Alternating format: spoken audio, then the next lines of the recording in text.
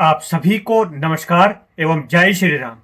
आज एक बार फिर से देसा को इग्नोर किया गया। आज पूरे जम्मू कश्मीर में स्कूल्स की अपग्रेडेशन की लिस्ट आई जिसमें देसा का कोई नाम नहीं है। क्यों देसा को बार बार इग्नोर किया जा रहा है, इस बात पर हमेशा प्रश्न चिन्ह लगा रहता है। कुछ पार्टियां जानती हैं कि देसा से हमें वोट नहीं है, वो कुछ जानती हैं कि हम यदि काम करेंगे या नहीं करेंगे तो देसा से हमें वोट मिल जाना है, क्योंकि वोट बैंक की राजनीति ये भारत की परंपरा है। आज जब अपग्रेडेशन स्कूल्स की बात की तो कास्तीगढ़, असर, ठाठरी, अन्य एरिया जो हैं उनके नाम सामने आए, परंतु देसा का एक भी स्कूल इस लिस्ट में नहीं है। यदि हम जम्मू की बात करें, वहां सात सात आठ आठ स्कूल एक डिस्ट्रिक्ट में, उधमपुर में लगभग 13-14 स्कूल से ज्यादा वहां पर इस लिस्ट में रखे गए हैं, परंतु डोडा में केवल 4 स्कूल, उसमें भी देसा का कोई नाम नहीं। इसका कारण क्या है? क्या हमारी राजनीतिक अवेयरनेस की कमी है, या हमारे राजनीतिक विजन को लेकर कमी है, या हमारे राजनीतिक नेताओं की बात रखने की कमी है कि किस प्लेटफॉर्म पर कहां पर बात रखनी है वो बात नहीं रख रहे हैं, या फिर हमारे राजनीतिक नेताओं व राजनीतिक कार्यकर्ताओं की लापरवाही है। वो कभी ऐसे मुद्दों पर जागरूक नहीं होते हैं कि कब हमें कौन सा काम प्लान में डालना है। हमेशा हमारे राजनीतिक नेता जितने भी यहां से जीत कर गए, वो जीतने के बाद ऐश व आराम का जीवन जीने में व्यस्त हो गए। वो अपनी राजनीतिक छवि को बढ़ाने के लिए केवल बड़ी बड़ी बातें करेंगे, परंतु धरातल पर काम कौन सा करना है इस पर वो चिंता कभी नहीं करते हैं। आज जब हमने लिस्ट देखी तो हमें बहुत अफसोस हुआ कि हमारे कई ऐसे स्कूल हैं जिनको अपग्रेडेशन की आवश्यकता है, परंतु वो नहीं रखे गए। हमारे बच्चे पहाड़ी क्षेत्रों में रहते हैं, न यहां पर रोड है, न यहां पर कोई दूसरी सुविधा है। 10-10 किलोमीटर, 3-3 किलोमीटर, 4-4 किलोमीटर पैदल बच्चे चलकर स्कूल से जाते हैं। हम जानते हैं कि प्राकृतिक आपदा जैसी समस्याएं आज किस प्रकार हमारे दिन ब दिन बढ़ती रही है।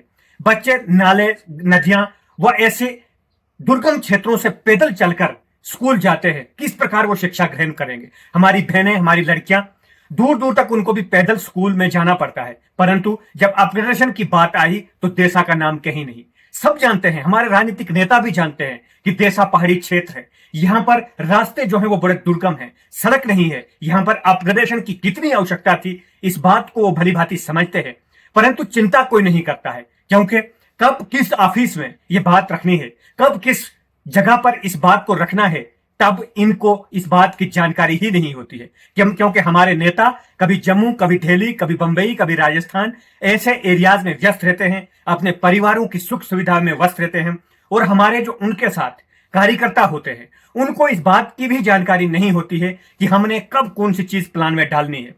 एक बार फिर से हमारा जो नारा है देसा मस्ट देसा फर्स्ट का जो स्लोगन हमने दिया था, उसके साथ एक बार फिर से सोतिला व्यवहार किया गया। एक बार फिर से हमारी भावनाओं को ठेस पहुंचाई गई। जब हमने लिस्ट देखी हमें पूरा विश्वास था कम से कम एक कोई ना कोई स्कूल हमारा भी होगा, परंतु आज बड़े दुख के साथ कहना पड़ रहा है कि हमारा इस लिस्ट में कोई नाम नहीं। कास्तीगढ़ के स्कूल है, असर के स्कूल है, ठाठरी के स्कूल है, और बड़े स्कूल रखे गए, उधमपुर के दर्जन से ज्यादा स्कूल हैं, परंतु देसा का एक भी स्कूल नहीं रखा गया। इसमें कहीं ना कहीं हमारे राजनीतिक प्रतिनिधित्व की कमी है, हमारे उन लोगों की कमी है जो उनके साथ रहते हैं। क्यों वो समय पर बात नहीं रखते हैं? क्यों वो रेजुलेशन के माध्यम से ऐसी जगहों पर वो बात नहीं रखते हैं जहां पर ये प्लान्स तैयार किए जाते हैं?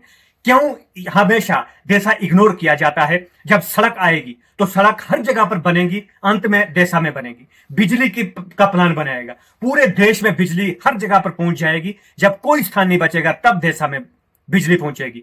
और यदि स्कूल की बात होगी, जब हर जगह पर काम हो जाएंगे, अंत में देसा की याद आएगी। और जब देसा में अंत में काम होना ही होना है, तब फिर हमारे राजनीतिक नेता उसका श्रेय लेने के लिए आगे आ जाते हैं। ये बड़े दुर्भाग्य की बात है। सड़क बननी है, बिजली पहुंचनी है, यह 250 से अधिक पॉपुलेशन जहां पर है वहां पर सड़क पहुंचनी ही पहुंचनी है। हमारी तो 15,000 से 20,000 से ऊपर पॉपुलेशन है, हमारे तो 10,000 वोट हैं, हमें तो रोड मिलनी ही मिलनी है। बिजली हर जगह पर पहुंच गई है। हमारे देशा के कुछ ऐसे गांव हैं जहां पर बिजली नहीं है, अब वो पहुंचनी ही पहुंचनी है। आपने काम वो करना है जो करने की आवश्यकता है, जैसे आज स्कूल लिस्ट में डालने थे। आज यदि हमारा एक भी स्कूल लिस्ट में होता, मैं आपको विश्वास से कहता हूं हम आज आपके हक में बात करने के लिए आते, परंतु अब आपको इस बात पर भी मिर्ची लगेगी कि रामप्रसाद ठाकुर क्यों हमेशा बोलता है। मैं इसलिए बोलता हूं कि मैं इन सारी चीजों को जानता हूं कि सड़क अब पहुंचनी है, बिजली पहुंचनी है। इस पर राजनीति करना बंद कीजिए।